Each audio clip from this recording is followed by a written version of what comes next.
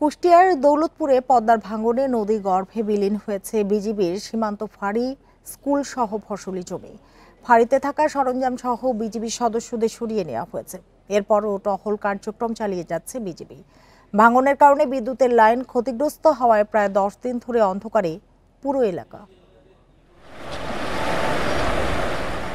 কয়েকদিন ধরেই কুষ্টিয়ার দৌলতপুরে তীব্র আকার ধারণ করে পদ্মা নদীর ভাঙন।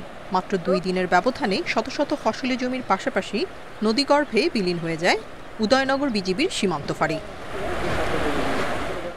ভাঙনের আশঙ্কা থাকায় আগে থেকেই ওই ফাঁড়ি থেকে সরিয়ে নেওয়া হয় গুরুত্বপূর্ণ সরঞ্জাম এবং বিজিবি সদস্যদের। স্থান পরিবর্তনের কারণে নিয়মিত কাজে বেশ বিঘ্ন ঘটলেও সীমান্তে টহল সহ নিয়মিত সব কাজই অব্যাহত রেখেছেন বিজিবি সদস্যরা।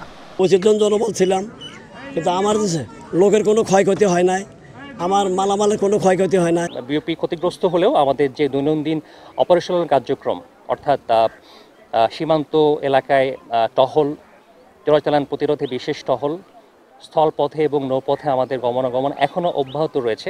ভাঙনের কবলে পড়ে প্রতিদিনই নিঃস্ব হচ্ছেন নদীপাড়ের বাসিন্দারা। একমাত্র স্কুলটি নদীগর্ভে বিলীন হওয়ায় পাঠদান বন্ধ শতাধিক শিক্ষার্থীর। স্থানীয়রা জানান, ভাঙন ঠেকাতেই প্রাথমিকভাবে কিছু জিও ব্যাগ ফেলা হলেও তা কোনো কাজে আসছে না। বাঁধের মতন বাঁধ করতে পারলে তো তার একটা প্রোটেকশন থাকে, কিন্তু সেরকম প্রোটেকশন হয় নাই।